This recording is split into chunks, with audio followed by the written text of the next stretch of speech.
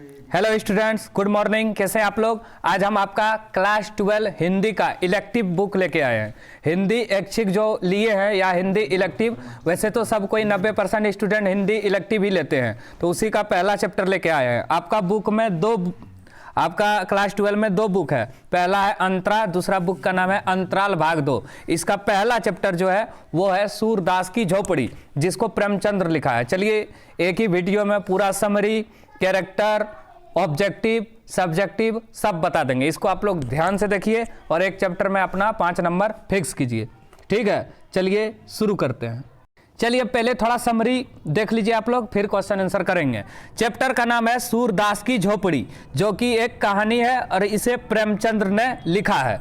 और सूरदास की झोपड़ी जो है वो रंगभूमि जो एक उपन्यास है उसका एक अंश है। ये कहानी जो है सूरदास के बारे में है। सूरदास जो है एक अंधा भिखारी है जिसका बेटा का नाम है मिठुआ। आप लोग इसमें कंफ्यूज ना होना, कहीं बेटा दिया है कहीं पोता दिया है। अब अंधा भिखारी सूरदास जो है वो दिन भर भीख मांगता है। भीख मांग के 500 से अधिक रुपया वो जमा किया है, एक पोटली में रखा है और उससे उसका 3 इच्छा है पैसे से, संचित धन से। सबसे पहले पितरों का पिंडदान करना, जो दादा परदादा सब मर गया है उसका पिंडदान करेगा। दूसरा अपने पुत्र जो है बेटा मिठुआ, उसका शादी कराएगा। तीसरा गांव वालों के लिए एक कुआं बनाएगा। अब कहानी का प्रमुख पात्र की तरफ चलते हैं। कहानी का प्रमुख पात्र है अंधा भिखारी, जो कि सूरदास है। ये भीख मांग के अपना गुजरा बसारा करता है। अपना पैसा जो कमाया है 500, उससे ये सब 3 इच्छा है उसका। उसके बाद उसका बेटा का नाम है मिठुआ, और इसी में एक है भैरो जो खलनायक है, पड़ोसी है। अंधे भिखारी सूरदास का पड़ोसी है भैरो, और इसकी पत्नी का नाम है सुभागी। और यहीं पे एक और पड़ोसी है जगधर, जिसका नाम है जगधर। अब देखिए होता क्या है, भैरो जो है अपनी पत्नी सुभागी को रोज मारता है, तो सुभागी मार का डर से क्या करता है, सूरदास की झोपड़ी में छुप जाता है। डेली यही सब हो रहा था, तो भैरो को गुस्सा आता है बहुत, और एक दिन मौका पाके क्या करता है, भैरो सूरदास की झोपड़ी में घुस जाता है रात को लगभग 1-1:30 बजे, और 500 रुपये वाला जो पोटली है उसको निकाल लेता है और सूरदास की झोपड़ी में आग लगा देता है। पूरा सूरदास की झोपड़ी जो है 2 बजे रात को आग से जलने लगता है। गांव वाले लोग इकट्ठा होते हैं, कुछ आग को बुझाने का प्रयास करते हैं, जबकि कुछ तमाशा देखते हैं, और पूरा जो है सूरदास की झोपड़ी जल जाता है। सूरदास जो है झोपड़ी में जाना चाहता है जलते समय, लेकिन लोग उसको रोक लेता है। उसके बाद सूरदास जो है अपना माथा पीटने लगता है, बहुत ही दुखी होता है, क्योंकि झोपड़ी के जलने के साथ साथ उसका रुपया भी जल जाता है। हालांकि रुपया जला नहीं था, आपको पता है भैरो उसको लेके भाग गया था, लेकिन सूरदास को लगता है मेरा जिंदगी भर का जो भीख मांग के जमा किए थे पैसा वो भी जल गया। हालांकि डर और लाज से वो किसी को ये बात नहीं बताता है, नहीं तो लोग सोचेंगे कि एक भिखारी के पास इतना पैसा कहाँ से आया। उसके बाद वो फिर से झोपड़ी बनाते हैं। मिठुआ बोलता है फिर से जला देगा, तब तो सूरदास बोलता है फिर से बनाएंगे। ये प्रक्रिया चलते रहता है। हालांकि बाद में जगधर जो है, जो कि दोनों पड़ोसी ही है, सूरदास का पड़ोसी है भैरो और जगधर। जगधर जान जाता है कि भैरो ने ही आग लगाई थी, तो भैरो को बोलता है 500 रुपया जो पोटली में चुराए हैं उसमें आधा हमको दो, तो भैरो देने से मना करता है। जगधर को गुस्सा आता है, ये सूरदास को बता देता है। हालांकि सूरदास करेगा क्या भैरो का। हालांकि सुभागी जो है भैरो की पत्नी, वो जान जाता है कि जो झोपड़ी है सूरदास की वो उसका पति भैरो ने ही जलाया है, और रुपया भी उन्हीं के पास है। तो सुभागी वादा करती है सूरदास से कि उसका पैसा जो है वापस लौटा देगा। यही कहानी है, शॉर्ट में हम बता दिए। शॉर्ट में इसलिए बताया क्योंकि आप जब भी सूरदास या सूरदास की झोपड़ी, जिसको प्रेमचंद्र लिखा है, रंगभूमि का एक अंश जो कि उपन्यास है वहाँ से लिया गया है, और सूरदास की झोपड़ी कहानी है। उसमें सूरदास है, उसका बेटा मिठुआ है, भैरो है, सुभागी है, जगधर है। ये सब चीज़ जब भी आए तो आप लोग समझ जाइएगा ये सूरदास की झोपड़ी का है। समझ गए? भैरो 500 रुपये की पोटली की चोरी करता है और सूरदास की झोपड़ी में आग लगा देता है। सूरदास के झोपड़ी के लेखक कौन है? प्रेमचंद्र। सूरदास की झोपड़ी किस उपन्यास का अंश है? रंगभूमि। प्रेमचंद का मूल नाम धनपत राय है और पूरा नाम है मुंशी प्रेमचंद्र। सुभागी किसकी पत्नी है? भैरो की। देखिए सूरदास की झोपड़ी कहानी है, लेकिन रंगभूमि जो है एक उपन्यास है, उसी का एक टुकड़ा है सूरदास की झोपड़ी। सुभागी किसकी पत्नी है? भैरो की। झोपड़ी की आग को किस आग के समान बताया? ईस्यो के आग के समान। अब चलिए क्वेश्चन आंसर पे चलते हैं। चलिए अब कहानी का क्वेश्चन पे आते हैं। क्वेश्चन आंसर वर्मा प्रेस का है ये। चलिए शुरू करते हैं। भैरव की पत्नी का नाम क्या है? अभी तुरंत पढ़े, सुभागी। सूरदास को किसके जल जाने का बहुत ज्यादा दुख था? पोटली का, क्योंकि पोटली में 500 से अधिक रुपया था। सूरदास की झोपड़ी पाठ के लेखक कौन है? प्रेमचंद्र। देखिए किताब मजा से पढ़िएगा हिंदी। भैरव और सुभागी का सूरदास से क्या संबंध है? भैरव जो है वो सुभागी का क्या था? पति पत्नी था? पति पत्नी। सूरदास का भैरव और सुभागी पड़ोसी था, भैरव और सुभागी पति पत्नी था। मिठुआ और सूरदास के बीच कौन सा रिश्ता था? बेटा मतलब बाप बेटे का। भैरव को सूरदास के प्रति उकसाने का काम किसने किया? जगधर ने। भैरव को उकसाया, तब ने भैरव ने सूरदास की झोपड़ी में आग लगा दिया। सूरदास की पोटली किसने चुराई थी? भैरव ने, वही आग भी लगाया था। सूरदास की पोटली में कितने पैसे थे? 500 रुपये से ऊपर अधिक। सूरदास ने पैसे कैसे जमा किए थे? भीख मांग के। जगधर कैसा व्यक्ति था? यह भी लालची व्यक्ति ही था, ईर्ष्या करने वाला। सूरदास की झोपड़ी किस विधा की रचना है? उपन्यास। सूरदास की झोपड़ी किस विधा में लिखा गया है? उपन्यास में। रंगभूमि का एक अंश है। सूरदास की झोपड़ी पाठ में सूरदास कौन है? अंधा भिखारी है और ये कृष्ण भक्त भी है। कृष्ण भक्त नहीं होगा, कृष्ण के लिए वो गाना गाता था। हम 100 बार बनाएंगे कथन से सूरदास के चरित्र की कौन सी विशेषता उभर कर आती है? आशावादी, जीवित रहने की, आत्मविश्वासी, इनमें से सभी। भैरव ने सूरदास पर क्या आरोप लगाया था? तो ठगने का, दुराचारी का, दुष्चरित्र का, क्योंकि उसकी पत्नी उसका झोपड़ी में जाके छुप जाती थी। तो इनमें से सभी होगा। चलिए आगे देखते हैं। जगधर को स्वयं पर सूरदास की झोपड़ी जलाने का संशय कब होता था? जब वह नायक राम की बात सुनता था। सूरदास द्वारा पोटली से जोड़कर रखे रुपए से क्या करने की योजना थी? मिठुआ का शादी करना, पितरों का पिंडदान और नाम वाले का उद्धार करना, कुआं बनवाना। तो इसमें से सभी होगा। प्रेमचंद उर्दू में किस नाम से लिखते थे? धनपत राय। जगधर किसका खोंचा लगाता था? मिठाई का। जगधर भी पड़ोसी था, खोंचा लगाता था मिठाई का।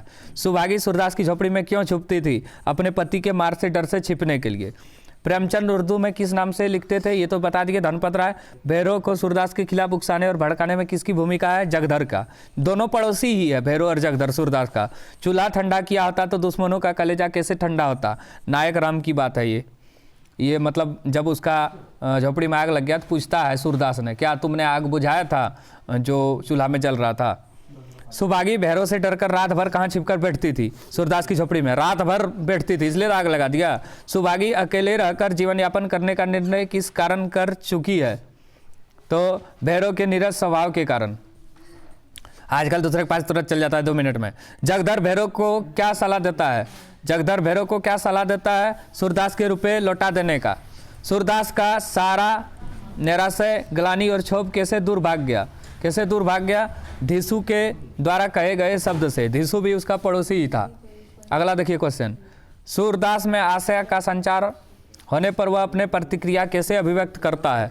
दोनों हाथ से राख को उड़ाकर। सूरदास की सारी इच्छा धरी की धरी रह गई, क्योंकि पैसे न था, मतलब झोपड़ी के साथ रुपए की पोटली भी जल जाने पर। सूरदास किस कार्य को पूर्ण करने हेतु रुपये इकट्ठा कर रहा था? वही कुआं बनवाना, ब्याह करवाना, पिंडदान करना, इनमें से सभी होगा। सूरदास की झोपड़ी शीर्षक पाठ में अंधा भिखारी कौन है? सूरदास। सूरदास की झोपड़ी शीर्षक पाठ किस उपन्यास का अंश है? रंगभूमि, बहुत इंपॉर्टेंट है। सूरदास की झोपड़ी को किसने जलाया था? भैरव ने। आटे की भांति राख को कौन बटोर रहा था? तो ये सूरदास बटोर रहा था, उसका झोपड़ी जब जल गया। सुभागी किसकी पत्नी थी? भैरव की, लेकिन रहता था किसके पास? सूरदास के पास। उसके पास न रहता था, उसका झोपड़ी में छुप के रहता था। तुम खेल में रोते हो, यह कथन किसने कहा? धीसु ने। सूरदास को किस बात का दुख था? तो रुपये की पोटली खो जाने का। सूरदास किस अंग से दिव्यांग था? तो वह दृष्टिहीन था, अंधा भिखारी था। भैरव ने सूरदास की झोपड़ी में आग क्यों लगाई? तो जगधर द्वारा उकसाने और भड़काने के कारण सुभागी और सूरदास के बीच अवैध संबंध होने के शक में सुभागी को मारने से रोकने के लिए। इनमें से सभी। सूरदास से संबंधित कौन सा कथन सही है? सूरदास में अदम्य जीविका और संघर्ष का भाव था। झोपड़ी के आसपास सन्नाटा छा जाने का कारण है झोपड़ी का जलना, पूरा जल गया ही। अब आगे देखिए, अब सब्जेक्टिव क्वेश्चन आ गया। सूरदास की झोपड़ी पाठ के अंत में सूरदास क्या निश्चय करता है? पुनः झोपड़ी बनाने का। सूरदास को किसमें विश्वास था? पुनर्निर्माण में, मैंने बार बार झोपड़ी जलाएंगे। अब चलिए क्वेश्चन आंसर पे चलते हैं। क्वेश्चन आंसर पे चलते हैं। चूल्हा ठंडा किया होता तो दुश्मन का कलेजा कैसे ठंडा होता? के आधार पर सूरदास की मन स्थिति का वर्णन करें। जब सूरदास की झोपड़ी में आग लग गया तब लोग उसे बुझाने के प्रयास में जुटे थे। इतने में सूरदास भी भागा भागा आ गया। बजरंगी पूछता है कि चूल्हे में आग तो नहीं रख छोड़ी थी। जगधर कहता है सूर्य आज चूल्हा ठंडा नहीं किया था। नायक राम कहता है चूल्हा ठंडा किया होता दुश्मन का कलेजा कैसा ठंडा होता। इस कथन के आधार पर सूरदास की मनोस्थिति को रेखांकित करने का प्रयास किया गया है। सूरदास अपने जिंदगी की संपूर्ण कमाई को खो चुकने के बाद अत्यंत दुखी है और वह जानता है कि वह किसकी शरारत है। उसे आशा है कि पोटली मिल जाएगी, इसलिए आग ठंडी होते ही अपने पोटली की तलाश में झोपड़ी की राख में घुस जाता है। सूरदास अपनी परिस्थिति से जितना दुखी है उससे भी अधिक भैरव और जगधर की ईर्ष्या, जलन और अपमान से मर्माहित है। इसको अपना भाषा में आप लोग लिख सकते हैं। जब सूरदास की झोपड़ी में आग लगी तब वहां का दृश्य उपस्थित हो गया। सूरदास के झोपड़ी में लगी आग के दृश्य का वर्णन करें। जब सूरदास की झोपड़ी में आग लग गई तब उस समय रात के 2 बजे होंगे कि अकस्मात मतलब एकाएक सूरदास की झोपड़ी में ज्वाला उठी। लोग अपने अपने घरों में, द्वारों में, माने घर के बाहर में सो रहे थे। निद्रावस्था में उपचेतना जागती रहती है। दम में सैकड़ों आदमी जमा हो गए। आसमान पर लाली छाई हुई थी। ज्वालाएं लपक लपक कर आकाश की ओर दौड़ने लगी। कभी उसका आकार किसी मंदिर के स्वर्ण कलश सा हो जाता तो कभी वे वायु के झोंके से कंपित होने लगते, मानो जल में चांद का प्रतिबिंब हो। आग बुझाने का प्रयत्न किया जा रहा था पर झोपड़ी की आग ईर्ष्या की आग के भांति नहीं बुझ रही थी। कोई पानी ला रहा था, कोई शोर मचा रहा था, किंतु अधिकांश लोग चुपचाप खड़े निराशापूर्ण दृष्टि से, मानो चुपचाप शांत होके अग्निदाह को देख रहे थे, मानो किसी मित्र की चेतावनी हो। सहसा सूरदास दौड़ा हुआ और चुपचाप ज्वाला के प्रकाश में खड़ा हो गया। चलिए अब आगे देखिए। सूरदास उठ खड़ा हुआ और विजय गर्व की तरंग में राख के ढेर को दोनों हाथ से उड़ाने लगा। इस कथन के संदर्भ में सूरदास की मनोदशा का वर्णन करें। सूरदास क्यों रो रहा था? अचानक ऐसा क्या हुआ कि वह रोना छोड़ राख के ढेर को हाथों से उड़ाने लगा? जब सूरदास ने धीसु द्वारा मिठुआ को चिढ़ाते हुए यह सुना होगा, खेल में रोते हो, तब सूरदास की मनोदशा में एकाएक परिवर्तन आ गया। जिंदगी भी एक खेल है, समझ गए आप लोग? जिंदगी भी एक खेल है। तब सूरदास की मनोदशा में एकाएक परिवर्तन आ गया। इससे पहले सूरदास अत्यंत दुखी था। सूरदास कहाँ तो निराशय, ग्लानि, चिंता और क्षोभ के अपार जल में गोता खा रहा था। यहाँ कहाँ तक चेतावनी सुनते ही उसे ऐसा मालूम हुआ किसी ने उसका हाथ पकड़कर किनारे पर खड़ा कर दिया होगा। वाह, मैं तो खेल में रोता हूँ, कितनी बुरी बात है। लड़के भी खेल में रोना बुरा समझता है। रोने वाले को चिढ़ाते हैं और खेल में रोते हैं। सच्चे खिलाड़ी कभी रोते नहीं, बाजी पर बाजी मारते हैं, चोट पर चोट खाते हैं, धक्का पर धक्का सहते हैं, पर मैदान में डटे रहते हैं। उसकी त्योहारियों पर बल नहीं पड़ता, हिम्मत उसका साथ नहीं छोड़ता। दिल पर मालिन के छींटे भी नहीं रहती, न किसी के जलने पर चिढ़ते हैं। खेल में रोना कैसे? खेल खेलने हंसने के लिए, दिल बहलाने के लिए है, रोने के लिए नहीं। सूरदास उठ खड़ा हुआ और विजय गर्व की तरंग में राख के ढेर को दोनों हाथ से उड़ाने लगा। सूरदास जगधर से अपने आर्थिक हानि को गुप्त क्यों रखना चाहते थे? सूरदास जगधर को अपनी जमा पूंजी के बारे में नहीं बताना चाहते थे। यह जानबूझकर रुपए की पोटली की बात को छुपा गया। जबकि जगधर को भैरव से पता चल गया कि उसने सूरदास की झोपड़ी से जो थैली या पोटली उड़ाई है उसमें 500 से अधिक रुपये है। जगधर ने सूरदास से कुरेद कर थैली के बारे में पूछा भी, पर सूरदास इससे साफ इनकार कर दी। वह भैरव तुमसे हंसी करता होगा, 550 रुपये कभी जुड़े नहीं। 550 रुपये कहाँ से आएंगे? मैंने 5.5 रुपया नहीं जुड़ा, 550 कहाँ से आ जाएगा? इसका कारण था कि सूरदास जगधर से अपनी आर्थिक हानि की बात को गुप्त रखना चाहता था। वह जानता था कि एक अंधे भिखारी के लिए दरिद्रता कितनी लज्जा की बात नहीं है जितना धन का होना। मैंने दरिद्रता बढ़िया है, लेकिन धन का होना बड़ी बात नहीं है भिखारी के लिए। भिखारियों के लिए धन संचय पाप संचय से कम अपमान की बात नहीं है। अतः वह कहता है, मेरे पास थैली वेली कहाँ होगी? किसी को थैली होती तो भीख मांगना पड़ता। आगे देखो, ये बहुत इंपॉर्टेंट क्वेश्चन है। सूरदास की झोपड़ी पाठ के आधार पर सूरदास का चरित्र वर्णन करें। सूरदास की झोपड़ी पाठ प्रेमचंद द्वारा रचित उपन्यास रंगभूमि का एक अंश है। इस उपन्यास का नायक सूरदास है। वह उपन्यास की ऐसी केंद्रीय धुरी है जिसके इर्द गिर्द समस्त कथा चक्र घुमा है। सूरदास के चारों ओर ही कथा घुमा है। सूरदास दृष्टिहीन एवं गरीब है। वह सारी जिंदगी भीख मांगकर अपना जीवन यापन करता है। उसने लगभग 500 रुपये की पूंजी भी एकत्रित कर ली है, जिसे वह पोटली में बांध कर रखता है। 500 रुपये पहला का बात है, अभी 5 लाख के बराबर होगा। सूरदास सशक्त व्यक्ति है। वह एक अनाथ बालक मिठुआ का पालन पोषण करता है। जब भैरव अपनी पत्नी सुभागी को मारता पीटता है, तब सूरदास उसे अपनी झोपड़ी में आश्रय देता है।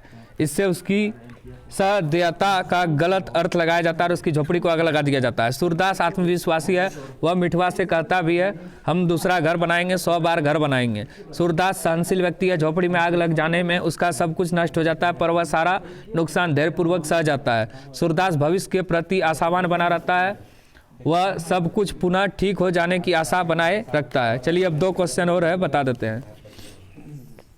सूरदास और मिठवा में झोपड़ी के विषय में क्या बात हुई, इस बातचीत का आशय स्पष्ट करें। सूरदास और मिठवा की बातचीत से दोनों की कैसी चरित्रगत व्यवस्था प्रकट होती है। चलिए देखिए, सूरदास अपनी झोपड़ी की जली हुई राख के ढेर पर खड़ा होकर एक प्रकार के विजयोन्माद से भरकर दोनों हाथों में राख भर भर कर उड़ाने लगा। मिठवा कुछ बालकों के झुंड के साथ वहां पहुंचा, अन्य बालक भी राख उड़ाने के खेल में कौतुकवश शामिल हो गए। इसी समय मिठवा ने सूरदास से प्रश्न किया, हमारी झोपड़ी जल गई, अब हम रहेंगे कहाँ? उन्हें बालक की चिंता स्वाभाविक थी। उसकी चिंता को दूर करने के ख्याल से सूरदास ने उत्तर दिया, हम फिर झोपड़ी बनाएंगे। मिठुआ का अगला प्रश्न था कि फिर कोई आग लगा दे तो? सूरदास का प्रश्न था, हम फिर झोपड़ी बनाएंगे। मिठुआ की जिज्ञासा शांत नहीं हुई, वह पुनः पूछ बैठा कि अगर कोई 100 बार झोपड़ी में आग लगाए तो? सूरदास ने उसे आश्वस्त किया कि उतना ही बार हम नया झोपड़ी बनाएंगे, लेकिन मिठुआ आश्वस्त नहीं हुआ।